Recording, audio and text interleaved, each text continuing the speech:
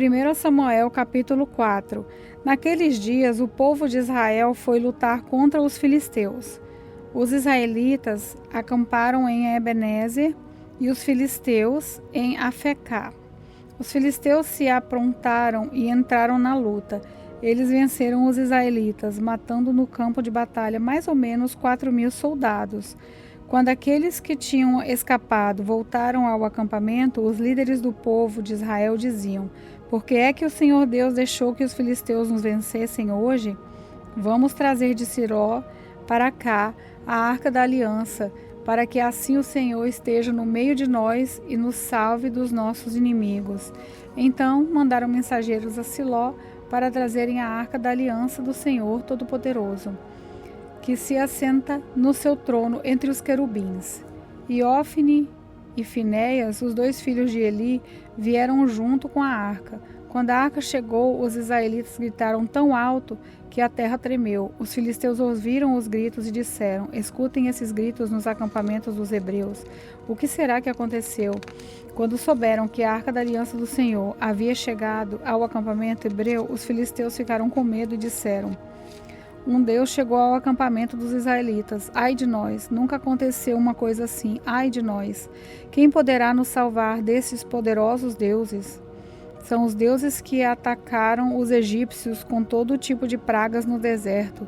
Sejam corajosos, filisteus. Lutem como homens, ou seremos escravos dos hebreus, como eles já foram nossos escravos. Lutem como homens. Assim os filisteus lutaram. Os israelitas foram vencidos e fugiram correndo para suas casas.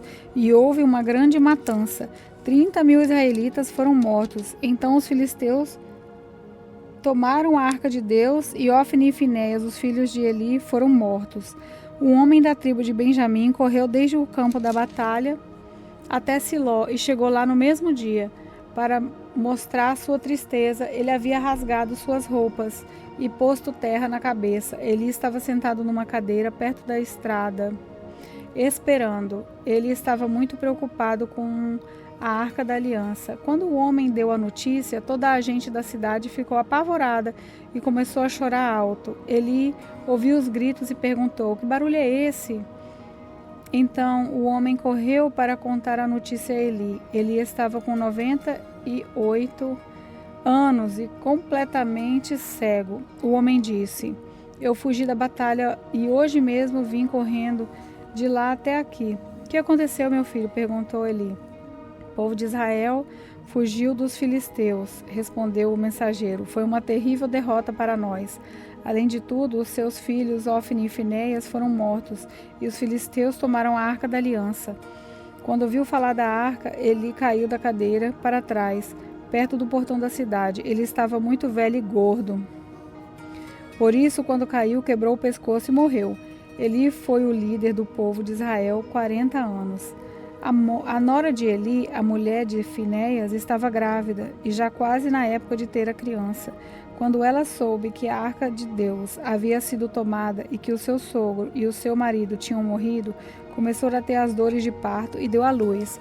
Ela estava morrendo, mas as mulheres que a ajudaram disseram: tenha coragem, você ganhou um filho. Ela não se interessou e não respondeu, mas deu ao menino o nome de Icabó, explicando: a glória saiu de Israel. Disse isso falando da tomada da arca de Deus e da morte do seu sogro e do seu marido. Ela disse: a glória saiu de Israel, pois a arca de Deus foi tomada pelos nossos inimigos. 1 Samuel capítulo 5.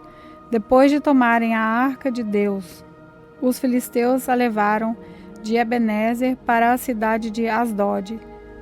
Eles a colocaram no templo do seu deus Dagom, perto da sua imagem. No dia seguinte de manhã, os moradores de Asdod viram que a imagem de Dagom estava caída, de cara no chão, na frente da arca da aliança. Então eles pegaram a imagem e a puseram de volta no seu lugar. No dia seguinte de manhã, viram que ela estava caída de novo na frente da arca, e a cabeça e os 2 braços da imagem estavam quebrados, caídos na soleira da porta. Somente o corpo estava inteiro. E por isso que até hoje os sacerdotes de Dagom e todos os que adoram em Asdod não pisam aquele lugar. E o Senhor Deus castigou duramente o povo de Asdod. Fez com que todo o povo dali e da vizinhança ficasse cheio de tumores. Quando eles viram isso, disseram: o Deus de Israel está castigando a nós e aos nosso Deus Dagom. Não podemos mais deixar que a arca de Deus de Israel fique aqui. Então mandaram que alguns mensageiros fossem chamar todos os 5 governadores filisteus e lhes perguntaram: que vamos fazer com a arca de Deus de Israel? Levem para as cidades de Gade, responderam eles. Então os filisteus a levaram para lá. Mas depois que a arca chegou ali, o Senhor castigou a cidade e pôs medo nos seus moradores. Apareceram tumores em todas as pessoas da cidade, tanto nas mais importantes como as mais humildes. Então enviaram a arca da aliança para a cidade de Ecrom. Quando a arca chegou lá, o povo começou a gritar: trouxeram a arca de Deus de Israel para cá, eles querem acabar com a gente. Então mandaram que alguns mensageiros dissessem a todos os governadores filisteus: mandem a arca do Deus de Israel de volta para seu lugar, para que ela não mate a nós e as nossas famílias. Houve morte e destruição em todas as cidades, por causa do castigo severo de Deus. Os que não morreram ficaram cheios de tumores, e os gritos dos moradores da cidade subiram até o céu. 1 Samuel, capítulo 6. Já fazia 7 meses que a arca da aliança estava na terra dos filisteus. Aí eles chamaram os seus sacerdotes e os seus mágicos e perguntaram: que faremos com a arca do Senhor? Se a mandarmos de volta, o que deveremos enviar junto com ela? Eles responderam: se vocês mandarem de volta a arca do Deus de Israel, não a enviem sem uma oferta. Mandem junto uma oferta para pagar pelo pecado de vocês. Assim vocês serão curados e saberão por que motivo ele continuou a castigá-los. Que oferta devemos mandar? Perguntaram os filisteus. Os sacerdotes e os mágicos responderam: mande 5 tumores feitos de ouro e 5 ratos também de ouro, de acordo com o número dos governadores filisteus, pois os 5 governadores foram atingidos pela mesma praga que caiu sobre vocês. Façam imitações dos tumores e dos ratos que estão destruindo a nossa terra e deem como presente em homenagem ao Deus de Israel. Assim ele talvez pare de castigar vocês, os seus deuses e a sua terra. Por que razão vocês seriam tão teimosos quanto o rei do Egito e dos egípcios? Não esqueçam que Deus zombou deles até que eles deixassem os israelitas saírem do Egito.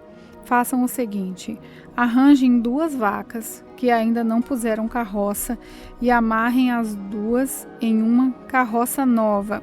Depois, toquem os bezerros delas para o curral.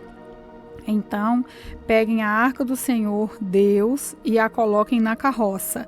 Ponham também numa caixa, do lado da arca, as imitações de ouro que vocês vão mandar ao Deus de Israel como oferta para pagamento pelos seus pecados. Aí, toquem as vacas para a frente e deixem que elas vão para onde quiserem. E prestem atenção: se a carroça for na direção da cidade de Bet-Semes, isso quer dizer que foi o Deus dos israelitas que nos mandou este grande mal. Mas se isso não acontecer, então quer dizer que não foi ele que mandou essa praga, e sim que ela veio por acaso. Os filisteus fizeram o que os seus sacerdotes e mágicos haviam dito. Pegaram 2 vacas e as amarraram à carroça e prenderam os bezerros no curral. Depois puseram a arca do Senhor Deus na carroça, junto com a caixa onde estavam os ratos e os tumores de ouro. Então as vacas foram diretamente para a cidade de Bet-Semes, andando e mugindo, sem se desviar do caminho. E os 5 governadores filisteus a seguiram até a divisa de Bet-Semes. O povo de Bet-Semes estava colhendo trigo no vale, De repente, eles olharam e viram a Arca da Aliança e ficaram muito alegres. A carroça, puxada pelas vacas, chegou até a plantação de Josué, de Bet-Semes, e parou perto de uma grande pedra. Então os moradores dali cortaram em pedaços a carroça de madeira, mataram as vacas e as queimaram em sacrifício a Deus o Senhor. Os levitas pegaram a arca do Senhor e a caixa com as imitações de ouro e puseram em cima da grande pedra. Naquele dia, o povo de Bet-Semes apresentou ao Senhor ofertas que foram completamente queimadas e também sacrifícios de animais. Os 5 governadores filisteus viram isso e no mesmo dia voltaram para Ecrom. Os filisteus mandaram a Deus, o Senhor, os 5 tumores de ouro como oferta em pagamento pelos seus pecados, um por cidade, Asdod, Gaza, Asgelon, Gate e Ecrom. Mandaram também 5 ratos de ouro, de acordo com o número das cidades governadas pelos 5 governadores filisteus, isso é, as 5 cidades protegidas por muralha e os povoados que ficavam ao seu redor. Na plantação de Josué, que era natural de Bet-Semes, a arca de Deus foi colocada em cima de uma grande pedra, e essa pedra ainda está ali, como prova do que aconteceu. 70 homens de Bet-Semes olharam para dentro da arca da aliança, e por isso o Senhor os matou. O povo chorou por causa dessa grande matança que Deus fez entre eles. Então, os moradores de Bet-Semes disseram: quem pode ficar diante do Senhor, esse Deus tão santo? Para onde mandaremos a sua arca, a fim de que ele fique longe de nós? Aí enviaram mensageiros para dizerem ao povo da cidade de Jearim: os filisteus devolveram a arca da aliança do Senhor. Desçam até aqui e levem a arca. 1 Samuel capítulo 7. Então os homens da cidade de Jearim foram até lá e levaram a arca do Senhor. Eles a colocaram na casa de Abinadad, que ficava num morro, e escolheram e separaram o seu filho Eleazar para tomar conta dela. A Arca da Aliança ficou na cidade de Jearim bastante tempo, isso é, mais ou menos 20 anos. Durante esse tempo, todos os israelitas oravam a Deus o Senhor, pedindo ajuda.